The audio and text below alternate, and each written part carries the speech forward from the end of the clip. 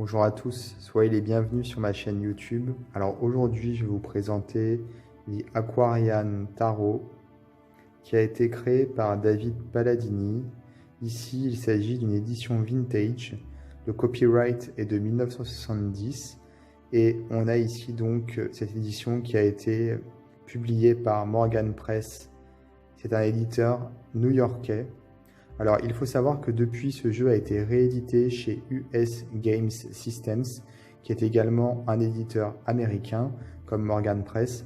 Mais donc, c'est un autre éditeur et la boîte est différente, puisque chez Morgan Press, comme vous pouvez le voir, la boîte s'ouvre par le dessus, on dit en cloche, alors que chez US Games Systems, la boîte s'ouvre ici comme un jeu classique où on retire les cartes par là. La boîte chez US Games, je crois qu'elle est verte foncé, celle-ci est noire. Donc là, c'est vraiment une édition vintage. Une très vieille édition qui aurait donc environ 40 ans. Alors, ce jeu, comme vous allez pouvoir le voir, c'est un jeu de type médiéval. Donc les illustrations nous font penser à l'iconographie médiévale. Le petit livret qui est un dépliant.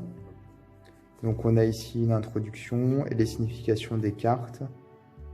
Pour les majeurs et les mineurs, ce sont donc des mots-clés, tout simplement. Et on a également une méthode de tirage, c'est la méthode de la croix celtique.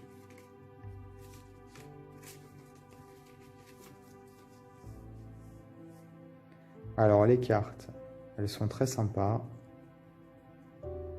Elles ont une dominante au niveau de la teinte plutôt orangée, ocre. Et effectivement, comme je disais, on a vraiment l'iconographie médiévale qui revient ici. C'est très sympa, c'est très doux. Les couleurs sont très douces. Et au niveau des visages, comme vous pouvez le voir, c'est encore plus doux puisque les traits sont très peu marqués, très peu prononcés.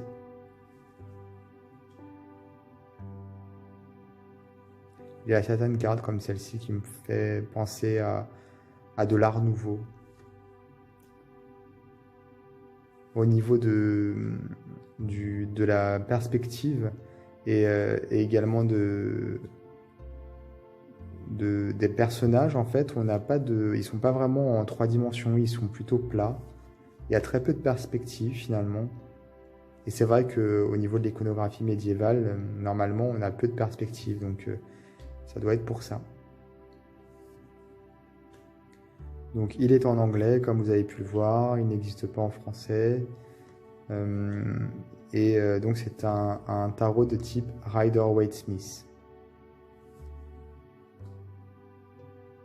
J'aime beaucoup la carte là de l'étoile, et également la lune et le soleil. Je les trouve très originales, très sympas.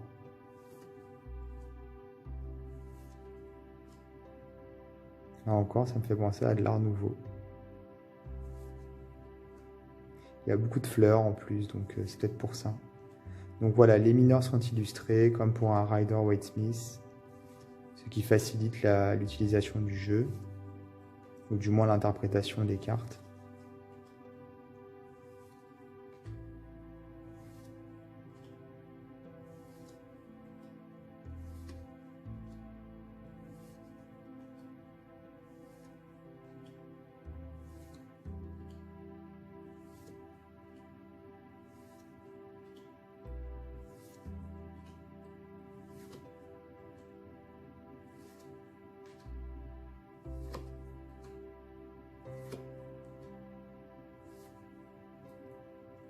Bon, j'ai pas grand chose à dire sur ce jeu au final.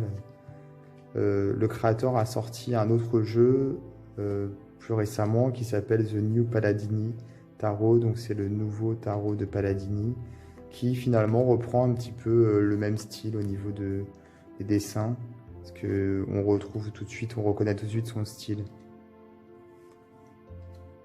Et je crois que les cartes chez US Game Systems, donc des rééditions qui sont parues après cette édition-là, elles sont plus épaisses. Parce que là, vous allez le voir, je vais vous montrer à la fin, les cartes sont quand même relativement fines.